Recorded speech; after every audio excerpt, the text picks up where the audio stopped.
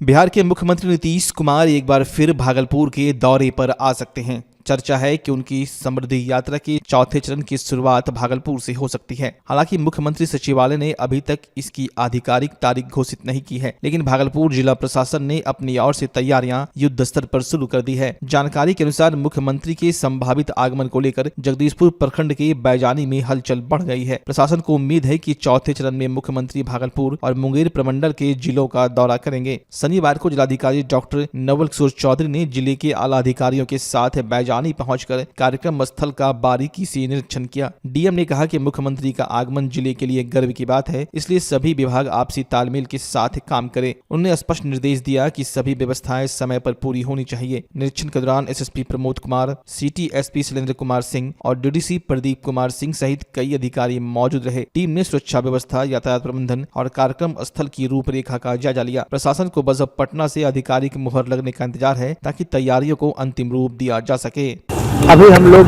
तैयारी कर रहे हैं। प्राप्त सूचना अनुसार माननीय आ सकते हैं, उसी के संबंध में हम लोग सभी विभाग के अधिकारियों के साथ अभी बैठक कर रहे हैं और सब तैयारी कर रहे हैं। इससे पहले भी हुआ था सर, लेकिन कैसे हो रहा है? देखिए, माननीय का किसी जिला में आना वो जिला के लिए सबसे खुशी की बात होती है और उनके समय के हिसाब से हम लोग एडजस्ट करते हैं। राज्य बहुत बड़ा है तो उनका समय अभी मिलने की संभावना है, तो हम लोग तैयारी कर रहे हैं। तो सर, क्या तारीख अभी तय नहीं हुआ? तारीख अभी आधिकारिक सूचना हमें प्राप्त नहीं हुई, संभावना है, उसके हिसाब से हम लोग तैयारी कर रहे हैं। भागलपुर के घोगा थाना क्षेत्र में हुई एक रूह कपा देने वाली हत्या की वारदात का पुलिस ने सफल उद्भेदन कर दिया है। पुलिस ने एक युवक की बेरहमी से हत्या कर उसके शव को टुकड़ों में काटने वाले 3 मुख्य आरोपियों को गिरफ्तार कर लिया है। बीती 6 मार्च को घोगा पुलिस को दियरा इलाके में एक अज्ञात व्यक्ति का धड़ मिला था, जिसका सिर गायब था। इस घटना से पूरे इलाके में सनसनी फैल गई थी। एसएसपी के निर्देश पर बनी विशेष टीम ने जब वैज्ञानिक और तकनीकी जाँच शुरू की तो इस खौफनाक साजिश का पर्दाफाश हुआ। पुलिस पूछताछ में पता चला कि मृतक मोहम्मद नाजिर और महेंद्र मंडल के बीच होटल में काम को लेकर पुराना विवाद था। इसी रंजिश में महेंद्र मंडल और उसके साथियों ने मिलकर पहले होटल में ही नाजिर की हत्या कर दी। सबूत मिटाने के इरादे से अपराधियों ने शव को मोटरसाइकिल पर लादकर दियरा इलाके में ले गए, जहां उसके कई टुकड़े किए और सिर को एक पोखर में फेंक दिया। पुलिस ने कार्रवाई करते हुए 3 आरोपियों बजरंगी, मुनि मंडल और पुरुषोत्तम कुमार को गिरफ्तार कर लिया है। इनके पास से हत्या में इस्तेमाल किए गए 2 तेज धार हथियार, एक मोटरसाइकिल, मोबाइल और खून से सने कपड़े बरामद हुए हैं। पुलिस अब इस मामले में शामिल अन्य आरोपियों की तलाश में लगातार छापेमारी कर रही है। वरीय पुलिस अधीक्षक भागलपुर के निर्देशन में जो ये गंभीर कांड के उद्भेदन और उसमें फरार अभियुक्तों के विरुद्ध में लगातार छापेमारी की जा रही है। तो ये इसी क्रम में दिनांक 6/3/2026 को घोगा थाना में एक प्राथमिकी दर्ज हुई थी, जिसमें कि एक व्यक्ति का बिना सिर का शव जो है वो दियारा क्षेत्र में मिला था। तो इस घटना की गंभीरता को देखते हुए इसमें एक स्पेशल टीम का गठन किया गया, जिसमें कि एसडीपीओ पहलगांव और ये डीआईओ की टीम और ये एसएचओ ये घोगा भी थे। और इन सभी ने मतलब कि मिलकर इसमें तकनीकी अनुसंधान और ये ह्यूमन इंटेलिजेंस के आधार पर इसमें ये पता लगाया सबसे पहले कि ये जो शव था ये एक जो ये मोहम्मद नाजिर का था, जो कि सनोखर के रहने वाले थे।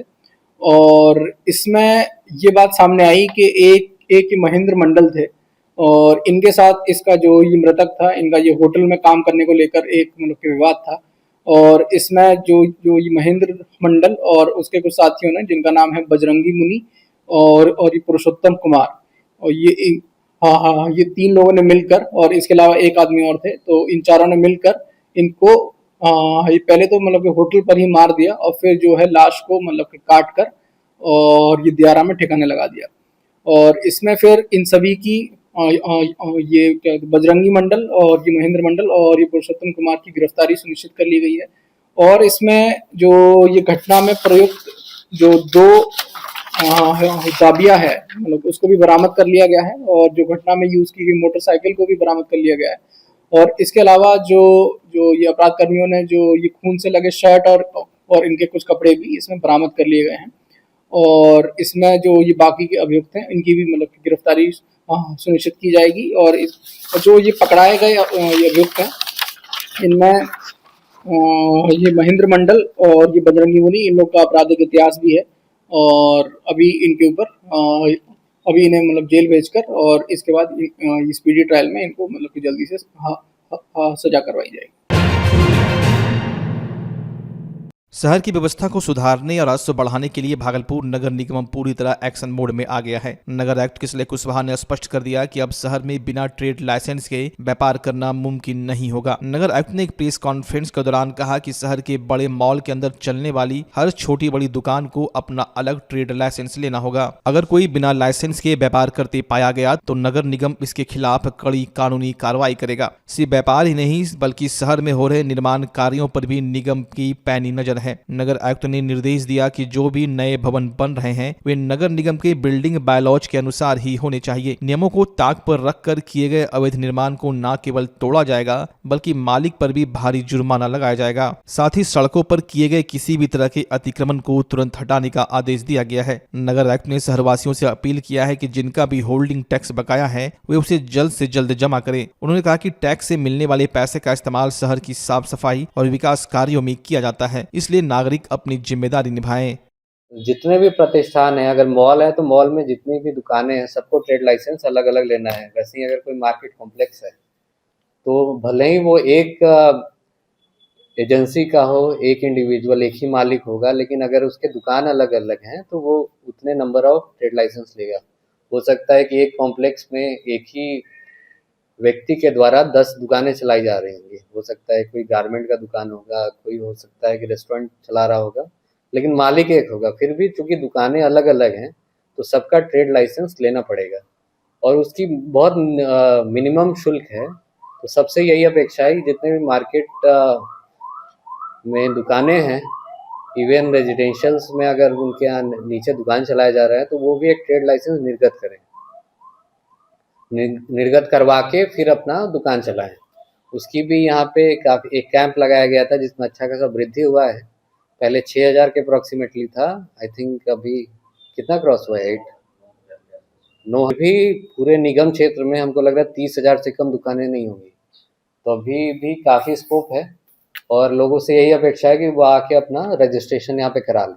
जो कंस्ट्रक्शन है वो यहाँ पे कई सारे केसेस लिस्टेड है, तो लोगों से यही अपेक्षा है, जैसा मैंने पहले ही बताया था, कि लोग अपना रेट्रोफिट करा के, इन केस अगर मैप पहले से नहीं बना हुआ है तो एक बार दोबारा से मैप बाईलॉज के अनुरूप बना के पास करवा सकते हैं। और कई लोगों ने कराया भी है। पिछले 1 महीने में हमको लग रहा है कि 100 अप्रॉक्सीमेटली 100 के राउंड मैप पास हुआ है। अधिकतर उसमें ये रेजिडेंशियल मैप्स है, तो बाकी लोग भी इसका फ़ायदा उठाएं। एक बार आपका मैप रेगुलराइज हो जाता है तो आपका जो एसेट है वो एक सिक्योर्ड एसेट माना जाता है और बैंक भी उसको कंसीडर करती है, लोन वगैरह देती है और फ्यूचर के लिए भी काफ़ी ईजी हो जाता है। इससे ये होगा कि कोई भी अगर आप व्यवसाय करना चाहते हैं या डेवलपमेंट करना चाहते हैं तो वो लीगल फ्रेमवर्क के दरमियान होता है और उससे काफ़ी चीज़ें स्मूथ आउट हो जाती हैं। फ्यूचर में कोई डिस्प्यूट नहीं होगा, कोई आपके एसेट को हानि नहीं पहुंचा सकता है। वो एक लीगल फ्रेमवर्क में वो प्रोटेक्शन उसको प्रोवाइड किया जाता है। तो इसलिए सभी से अपेक्षा है कि इन केस अगर पुरानी भवन है उसका भी आप लोग एक बार मैप बनवा लें किसी भी आर्किटेक्ट से और उसको यहाँ पास करवा लें। इन केस अगर वेरिएशन है, जैसे हो गया कि सेटबैक अगर वेरी करता है, सेटबैक जितना होना चाहिए था उतना सेटबैक नहीं है, तो उसमें आप लोग एक एफिडेविट लिख के दे सकते हैं कि वो खुद से जिम्मेवारी उसका लेके और रेट्रोफिट करा के उसको नियमानुकूल बना लेंगे, तो वो भी मान्य है। कंस्ट्रक्शन का भी एक नियम होता है कि उनको बैरिकेड करना है। कोई भी अगर कंस्ट्रक्शन हो रहा है तो जो उसका डेब्रिस है वो प्रॉपरली उनको उठा लेना है। पब्लिक यूटिलिटी जैसे रोड नाले पे उनका डेब्रिस अगर गिरेगा तो नाला ब्लॉक हो जाता है, रोड पे अगर गिरेगा तो रोड का जो चौड़ाई होती है वो कम हो जाती है। और क्योंकि कंस्ट्रक्शन पूरा इलांगेटेड प्रोसेस रहता है, ऐसा नहीं है कि एकदम एक दिन कंस्ट्रक्शन हुआ तो मैनेज हो जाएगा। वो 2 से 3 महीने, कई जगह बड़ी इमारत बन रही है तो वो साल भर भी समय लगता है। तो जो भी कंस्ट्रक्शन कर रहा है वो उसका प्रॉपर लॉज है, बाई लॉज है, उसको हम लोग दोबारा से पब्लिसाइज भी कर देंगे तो प्रॉपर लोग जो हैं उस चीज़ को फॉलो करें। तो भी दोबारा अब जब ड्राइव चलेगी तो उन लोगों पे भी फाइन आरोपित किया जाएगा। जो भी कंस्ट्रक्शन अगर बाई लॉज के उल्लंघन कर रहे हैं, कंस्ट्रक्शन का जो बाई लॉज है उसका अगर उल्लंघन किया जाता है तो बहुत हैवी पेनल्टी है। और वो चीज़ तो डायरेक्ट एविडेंस के रूप में दिखेगी, क्योंकि भवन जिसका है, अब गाड़ी का क्या है, गाड़ी किसने खड़ा किया, कब खड़ा किया, वो एक इशू हो सकता है। लेकिन जो भवन है, भवन तो जो भवन मालिक है, जमीन मालिक, भूस्वामी उसी का है, तो वो क्लियर कट अपने पास फोटोज वीडियो सारे मिल जाएंगे। और वो अगर ड्राइव चले तो वो स्मार्ट सिटी के अंदर डायरेक्टली मिल भी जाएगा कि एक दिन में कहाँ कहाँ कंस्ट्रक्शन हो रहा है, तो वो सारा डेटा है। तो जो भी लोग हैं, वो बाईलॉज इतने भी गंभीर या फिर इतने मुश्किल नहीं है कि लोग फॉलो नहीं कर पाए। मिनिमम अगर वो डिसेंसी और सिविक कम्युनिटीज़ जो हैं उसको प्रोटेक्ट करते हुए अपनी जिम्मेवारी जो है उसको निभाते हुए लोग काम करें तो वो भी ठीक रहेगा।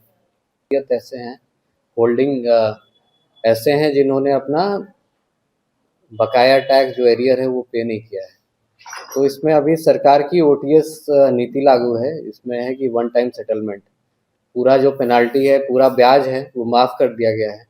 तो लोगों से यही अपेक्षा है कि वो ससमय इस पे अपना जितना भी बहुत कम अमाउंट रहेगा, किसी का 1000 होगा, किसी का 2000 होगा, जो बड़े प्रतिष्ठान होंगे उसके हो सकता है 20-30 हज़ार होगा। तो लोग अपना ओटीएस का फ़ायदा लेते हुए पूरा अपना चुकता कर दें जो भी बकाया राशि है। अदरवाइज़ फिर अप्रैल में दोबारा से ब्याज लगना उस सारी राशि पे लगेगा, तो वो जो अमाउंट है वो कई गुना बढ़ सकता है। दूसरा है कि हम लोग इस पे फिर एक तो है कि नीलाम पत्रवाद भी गठित करेंगे, दूसरा है कि अगर व्यावसायिक चीज़ है तो उसको सील करेंगे, या फिर अगर जो टॉप डिफ़ॉल्टर्स हैं, अब चूँकि राजस्व न देना, जैसे अगर हम लोग टैक्स पे नहीं करते, इनकम टैक्स पे नहीं करते हैं, तो हम लोग को एक लीगल नोटिस आता है आईटी विभाग से, ठीक है। तो उसी प्रकार अगर जीएसटी लोग पे नहीं करता है तो प्रॉपर जीएसटी विभाग से जो जीएसटी कमर्शियल डिपार्टमेंट है उससे प्रॉपर नोटिस आता है और बैंक अकाउंट फ्रीज हो जाता है। तो वो सारी चीज़ें हम लोग फिर बहुत गंभीर जो भी धाराएं हैं उस पर केस दाखिल करवा देंगे। सिविल सूट दाखिल होता है और एफआईआर भी हो सकता है अगर कुछ 2-3 नोटिस के बाद अगर किसी ने जो भी निर्देश दिया गया है उसको फॉलो नहीं कर रहा है, क्योंकि टैक्स देना जो है वो कोई खैरात नहीं है, वो एक जिम्मेवारी है, सबको ही देता है, ठीक है। तो जैसे कोई भी सरकारी जितनी संस्थाएं हैं, जैसे बिजली विभाग है, उसने भी अभी हाल फिलहाल में 3 करोड़ टैक्स भरा है। जब सरकारी विभाग दूसरे सरकार, जैसे यहाँ पे जो 3rd टियर गवर्नमेंट है, नगर निगम है अपना, नगर निगम को बिजली विभाग अगर टैक्स पे कर रहा है, जितनी भी सारी सरकारी संस्थाएं वो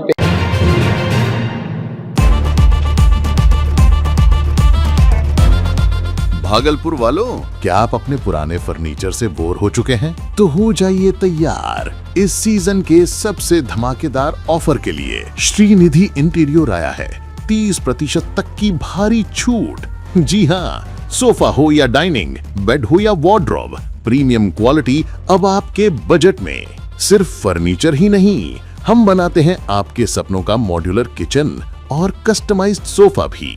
साथ ही घर को सजाने के लिए लैमिनेट्स, आर्टिफिशियल प्लांट्स और कारपेट्स का शानदार कलेक्शन, क्वालिटी, वैरायटी और अब डिस्काउंट भी। तो अपने घर को दीजिए वो मेकओवर जिसका वो हकदार है। आज ही विजिट करें Shrinidhi interior, Mahadev tower, Khalifabagh, Bhagalpur. Offer सीमित समय के लिए। भागलपुर का पहला NABH मान्यता प्राप्त अस्पताल ओम ENT एंड मैटरनिटी हॉस्पिटल। यहाँ मिलती है कान, नाक, गले और मैटरनिटी संबंधित अत्याधुनिक सुविधाएं। यहाँ ब्लडलेस और दूरबीन विधि, एंडोस्कोपी, ब्रोंकोस्कोपी और मॉड्यूलर ऑपरेशन थिएटर की सेवाएं 24 घंटे उपलब्ध है। साथ ही यहाँ ऑडियोलॉजी और स्पीच थेरेपी की भी सुविधा उपलब्ध है। महिलाओं के लिए मॉड्यूलर लेबर टेबल और सिजेरियन सेक्शन टेबल के साथ 24 घंटे संपूर्ण मैटरनिटी की सुविधा उपलब्ध है। साथ ही यहाँ बांझपन के इलाज के लिए सेवाएं उपलब्ध है। हमारे यहाँ कैशलेस सुविधा उपलब्ध है। हमारा लक्ष्य आपकी सेहत और सुरक्षा। ओम ENT एंड मैटरनिटी हॉस्पिटल, हर कदम पर आपके साथ। नमस्कार, मैं डॉक्टर अजय कुमार सिंह, शिशु रोग विशेषज्ञ, बिहार झारखंड में अग्रणी मेरा स्नेह अस्पताल, जो सबसे पहले बिहार झारखंड में कृत्रिम श्वसन मशीन यहाँ आया, ब्लड गैस एनालाइजर आया, और एक नायाब मशीन क्रिटिकल जो देर से रोए बच्चे में इलाज में बहुत सक्सेसफुल है और वह विकलांगता से बचाता है और बचने की संभावना बढ़ती है। वो मशीन जो देर से रोया बच्चा है उसमें 3 डिग्री कम टेम्परेचर पर रखा जाता है और 3 दिन के लिए रखा जाता है, लेकिन वो 6 घंटे के अंदर उसको उसमें रखना पड़ता है। तो आप इसका लाभ उठाएं। और दूसरी बात, जो आयुष्मान योजना है उसके तहत 5 लाख का चिकित्सा आप अपने नवजात के लिए, बच्चों के लिए आप यहाँ उपलब्ध है, उसको ले सकते हैं। ध्यान रहे कि 5 साल के कम के उम्र में के बच्चों को आयुष्मान कार्ड की अलग से ज़रूरत नहीं है। यदि आपके माता पिता का नाम है तो वो इसमें लाभुक हो सकता है और आप इसका लाभ उठा सकते हैं। धन्यवाद।